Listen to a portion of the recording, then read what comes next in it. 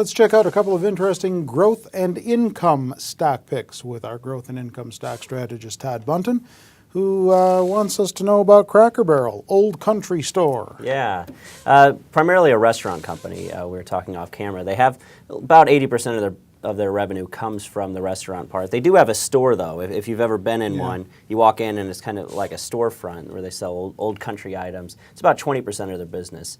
But all around, the storefront and the restaurant side, they've been delivering very solid results. They actually just delivered their 8th consecutive positive earnings surprise back in June, and their 6th consecutive increase in same-store sales, both on the storefront side and in the restaurant side, and also 6th consecutive quarter of increased traffic.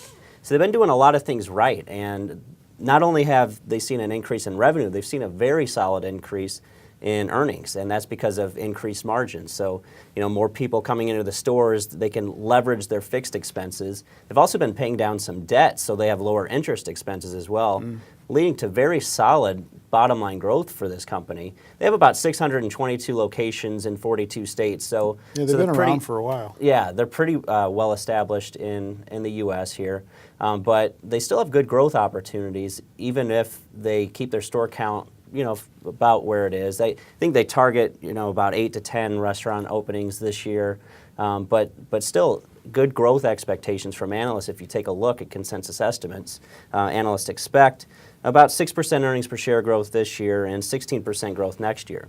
But if you look after their latest earnings per share beat, analysts revised their estimates significantly higher for both this year and next year, sent it to a Zacks rank of 1, which is a strong buy rating. So very good earnings momentum to go along with that growth, and very good income story as well. They pay a dividend that yields about 3%, and they increased that by 50% in their last quarter. And if you take a look, going back to 2004, they've increased their dividend at a compound annual rate of 21%. So very shareholder-friendly business here as well. So good growth, good income, and all at a fair price. They trade about 18 times forward earnings, but the industry median is 20 times, so it is a slight discount to that.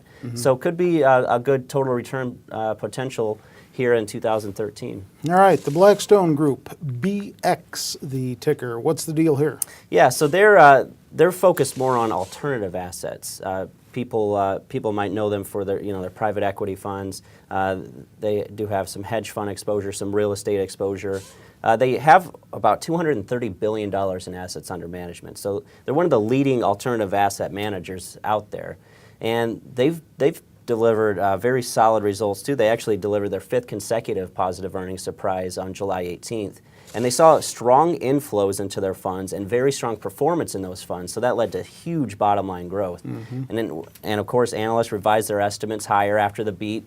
If you take a look, the two biggest factors of the Zacks rank are the agreement and magnitude of analyst estimates, and those both look very solid here. You can see over the last week, analysts have revised their estimates higher. Like I said, they delivered a positive earnings surprise on July 18th. So analysts almost unanimously raised their estimates after that beat for both this year and next. You can see the magnitude of those increases was pretty solid. You can see a nice jump up in 2013 consensus and 2014 consensus. Sent it to a Zacks rank of 2, which is a buy rating. So very solid earnings momentum here. Good growth potential too.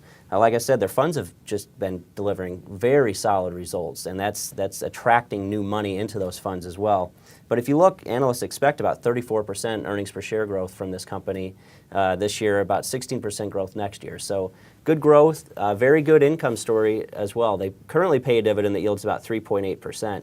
Now, they do pay kind of a lumpy dividend. So they have a base dividend that yields... What does that mean, a lumpy dividend? So a lot of companies will pay a consistent quarterly dividend and then maybe an annual increase on that. These guys are technically structured as a limited partnership. So they pay a base dividend that yields about 2%, but any excess distributable cash flow they have, they'll pay in the form of a distribution to shareholders. Right. And since they've been doing so well, they've been paying a nice solid excess distribution there. Like I said, about a 3.8% current yield, but very good income, at least a base of 2% you're going to get, and if they keep delivering these huge earnings beats, then you can expect a nice excess distribution there as well. More lumps, in other words. More lumps, yes. And if you look at the valuation, it's very reasonable. They trade at less than 10 times forward earnings, and that's right in line with their historical multiple. So you get some value to go along with that nice income and growth story here. Lumpy dividend. I've never heard it put quite that way. Do you own either of these two? I do not. All right, check out other stock picks. They're on our website, zacks.com. If you're not there, go there and check back often because they change often. With Todd, I'm Terry Ruffalo.